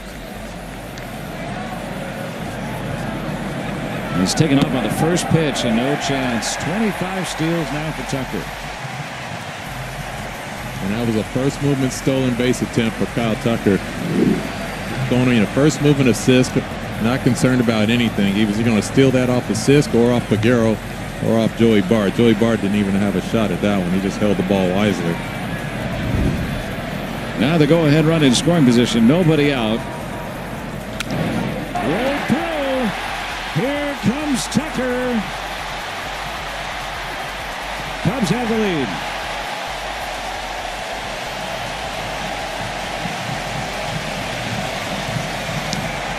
And it's so unfortunate. One thing you can't control is keeping a double play in order. On a ground ball up the middle like that, the speed of Kyle Tucker, center field, regardless of Canario's arm, overthrows the cutoff man and allows Suzuki to easily go into second base. And now you have Pete Crow Armstrong, the left-handed hitter, up. And has a really good job of being able to get the ball pulled to the right side and advance Suzuki. So this is a tough situation for Sisk now. And even though he's a big home run hitter, Crow Armstrong has led on bunch for sacrifices too. Yeah, with a tough left-hander up like this on the mound, wouldn't be surprised. He does square. Puts it down. Sisk into first.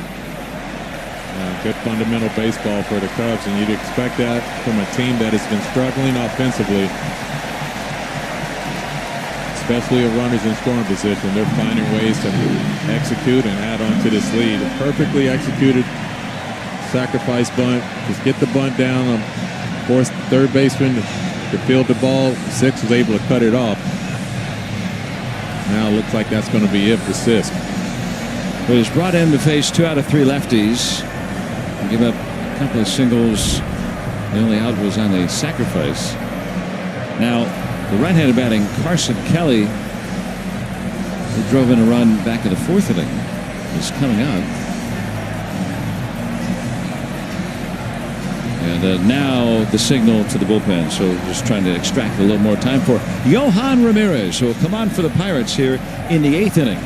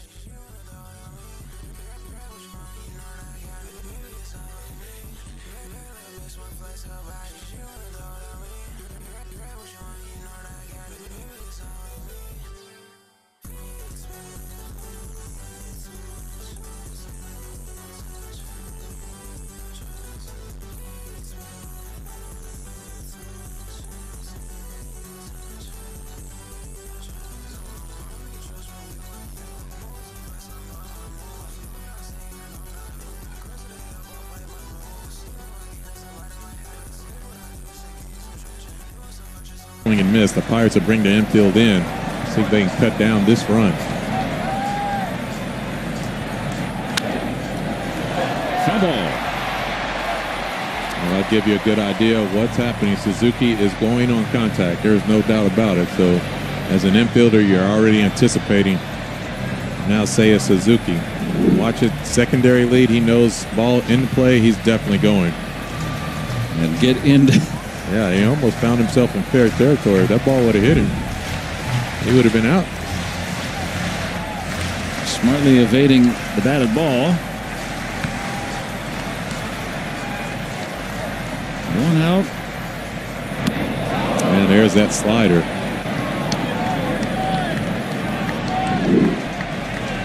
It just disappeared. Looked like the fastball. Cubs are not a great fastball hitting team.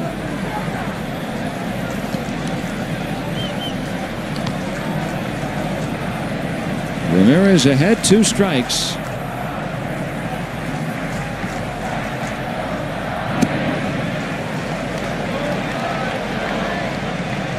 Plays off that one.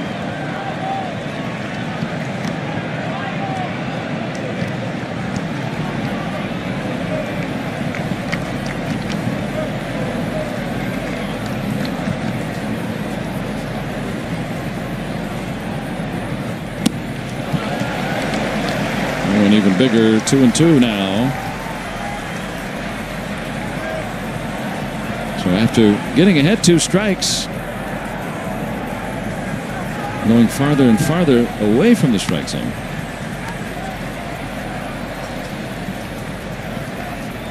And Kelly looking down and away, and everything's been down and away. Everything.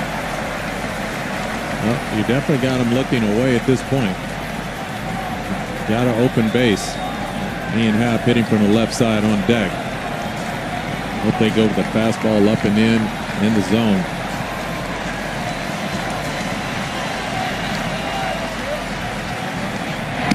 Comes back to strike him out. Wow, to use his aggression against him. Carson Kelly went chased on that slider. Looked like a fastball out of the hand, and look at that thing make a left turn on your screen. No turn signal to warn the hitter, though. Oh, of course not. Why use a turn signal? You can see Kelly's frustration. And that is the Cubs' frustration. Intentionally walk Ian Happ now to face Nico Horner. This is where they have struggled. Runners in scoring position. They have not been able to come through with that hit. We'd like to keep that going.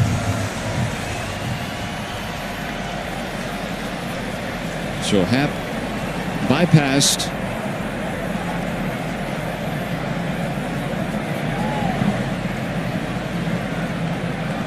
Two to 1 Cubs. They've taken the lead here in the 8th.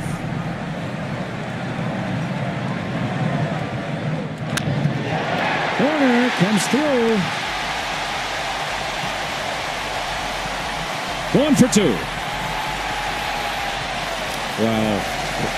They got very lucky. I thought Happ was going to come home. Yeah, he was being waved all the way home, and Ian Happ stopped on his own. Third base coach was waving him all the way home here. Nico Horner comes through with another big hit with runners in scoring position. The one guy that has been doing it all year for them with runners in scoring position. But watch as this play develops. Canario throws the ball into second base.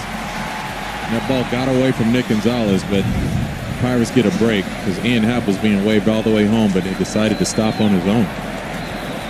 So that saves a run. Those 2 runs charged to Sisk. Dansby Swanson 3 for 3 lifetime against Ramirez. So they intentionally walk Happ to get to Horner. Here's a look. I watch the third base coach as he comes down the line. He's waving the entire time. He's waving. And Ian Happ stops on his own. Cubs might have been able to steal another run.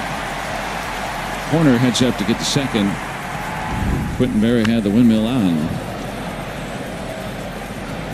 We'll see if that can keep it a 2-run game. The Pirates will have to score at least that in the 9th.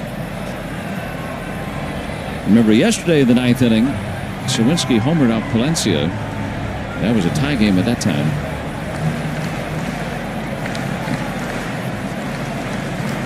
I wonder if they would go with Keller, who's been on a long scoreless streak. Out to left and caught for the final out. The Cubs get 2. Pirates need at least that here as we go to the top of the 9th.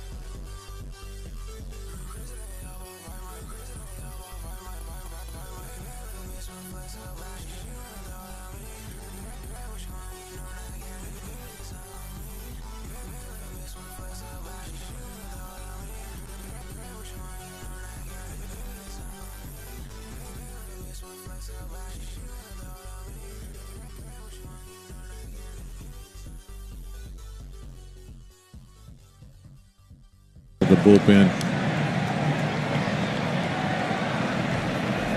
Not normally their closer. This would be his first save of the season. Remember, he was a starting pitcher all those years with Kansas City. Has 2 career saves. But Palencia surrendering a home run yesterday, and Keller on that long stretch without giving up a run. Just 1 hit allowed in his last 10 games. That's very stingy of him. So Counsell going with a hot hand for the 9th. Need a base runner to bring the tying run up.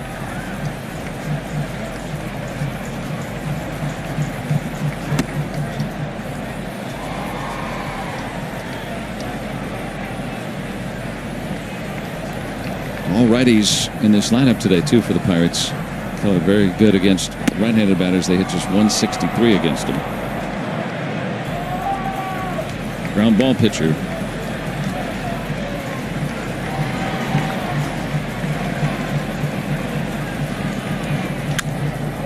And Gonzalez finds his way on. Man, that took every bit of Pete Crow Armstrong's speed and agility to cut off that ball. That ball was smoked. He thought it was just going to be a routine line drive base hit into right field, but that ball skipped. It almost got past him for a double or a triple. You see the swing for Nick Gonzalez, but watch this right here. Pete Crow. Oh, wait a minute. He had to change his route. Had to get down there to make sure he turned on the afterburners himself. Well, now the Pirates have a chance to tie it. Or at least 3 chances. Think about it that way with Kutch.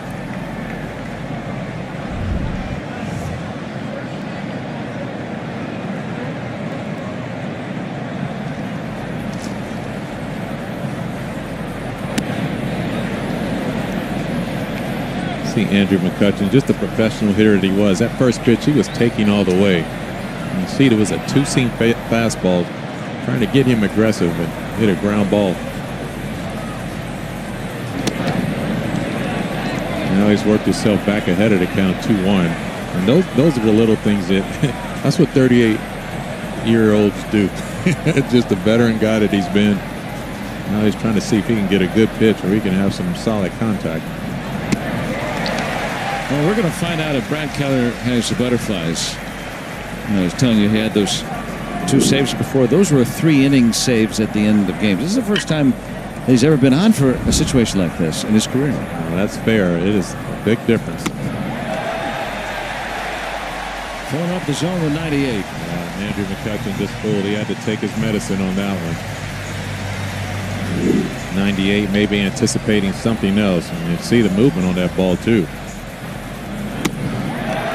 98 mile-per-hour sinker. Sometimes, again, you just have to tip your cap. So 1 out. Pirates are looking to do something that they haven't done this entire decade, and that's entering the 9th down 2 on the road, 2 or more. Come back to win.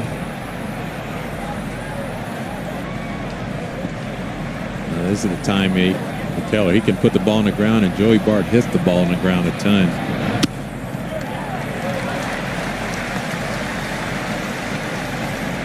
The matchup that the Cubs would want here. Yeah, this is a tough one here.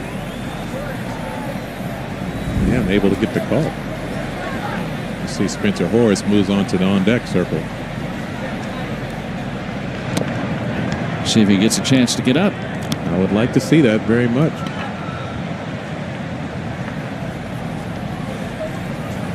O'Neill Cruz is on the concussion IL.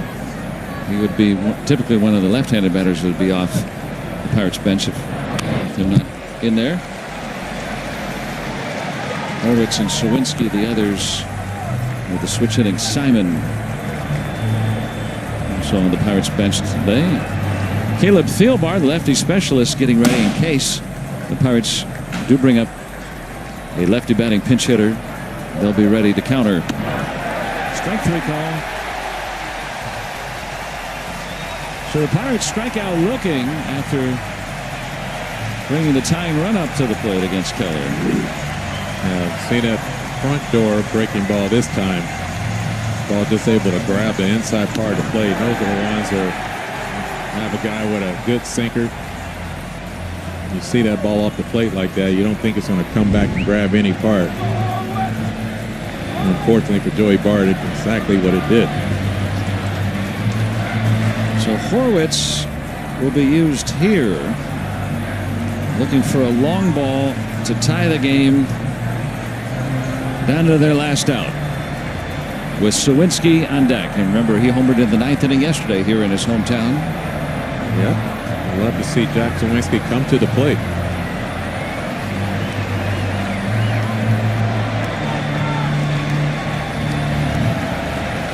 Gonzalez started the inning with a base hit.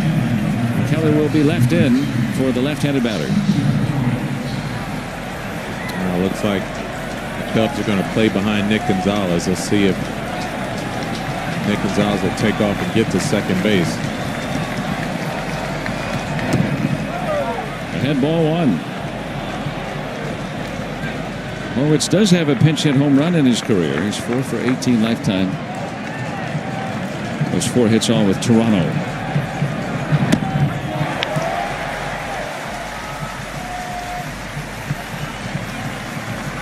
Got that fastball elevated. He's the tying run. Gonzalez assumes second. No stolen base. Well, the Pirates are caught looking, and now taking the first 3 pitches. He's down in the count 1-2.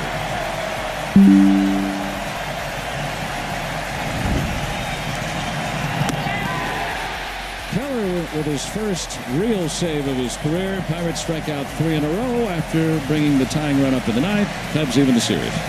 Well, nothing else we can say about that. We'll bounce back tomorrow, day game, and see if you can win a series. It was a tough one there, but once again, Mike Burrows came out, did a tremendous job being able to pitch extremely well, continues to grow in that area as a starting pitcher. That was a big takeaway for today. So Shota Imanaga beats the Pirates, which had been a familiar refrain by the Cubs' excellent lefty starter. So